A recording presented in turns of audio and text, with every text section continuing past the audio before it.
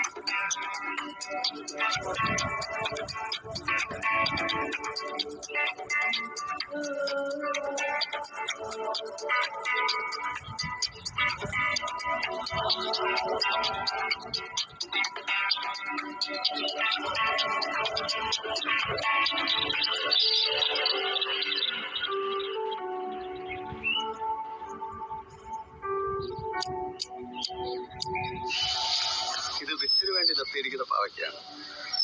ഇത് നന്നായിട്ട് ഉണക്കിയിട്ട് അതിന്റെ വിത്ത് എടുക്കുന്നത്.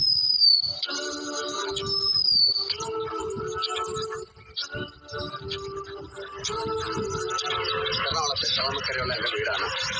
കഴിഞ്ഞ 4-5 വർഷമായിട്ട് ഞങ്ങൾ ഈ ചെറിയ സ്ഥലത്തു നിന്നാണ് ഞങ്ങൾക്ക് വേണ്ട ആവശ്യമുള്ള പച്ചക്കറികൾ ഉണ്ടാക്കിയെടുക്കുന്നത്. അല്ലേ, നമുക്ക് പാവയ്ക്ക, പയറ്, വെണ്ടയ്ക്ക, തക്കാളി, പച്ചമുളക്, ചുരയ്ക്ക, പിന്നെ മത്തങ്ങ, ചോളം, കപ്പ എല്ലാം ഉണ്ട്. എല്ലാവർക്കും ചെയ്യാവുന്ന കാര്യമാണ്. നമുക്ക് ചെറിയ സ്ഥലത്ത് നിന്ന് പീച്ചിങ്ങ ചെറിയ സ്ഥലത്ത് നിന്ന് നമുക്ക് ആവശ്യമുള്ള കൃഷി, നമുക്ക് ആവശ്യമുള്ള അല്ലെങ്കിൽ എല്ലാം ഉണ്ടാക്കിയെടുക്കാം. ആൾക്കാർ തയ്യാറാകണം. സ്ഥലമില്ലാത്തവർക്ക് ടെറസിൻ്റെ മുകളിൽ ഗ്രൂ ബാഗ്സിൽ ഉണ്ടാക്കിയെടുക്കാം. ഞാനും അമ്മ അല്ലെങ്കിൽ ഞാനിവിടെ വരുമ്പോഴൊക്കെ ഇവിടുത്തെ പച്ചക്കറികളാണ് ഉപയോഗിക്കുന്നത്. അല്ലേ ദാസ്? വേറെ നമ്മൾ പുതുതായിട്ട് എന്താ നടാൻ പോണേ? പുതിയതായിട്ട് ഇപ്പോൾ നമുക്ക് ബേസിലുണ്ട്, ചൈനീസ് മുളക് വലിയ പച്ചമുളകാണ്. പിന്നെ ഇതെന്താണ് ഈ വാള് പോലെ ഇരിക്കുന്നത്? വാളാമറ എന്ന് പറയും. വാളാമറ. വളരെ സന്തോഷമാണ് രാവിലെ വെള്ളമൊക്കെ നനച്ച് ചുരക്കാണ്ട്.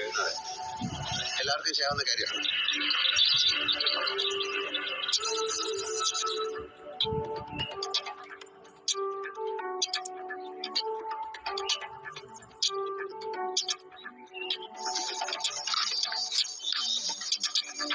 ഇത് 40-45 ദിവസം കഴിയുമ്പോൾ നമുക്ക് ഇതിൽ നിന്ന് തക്കാളി പറിക്കാം.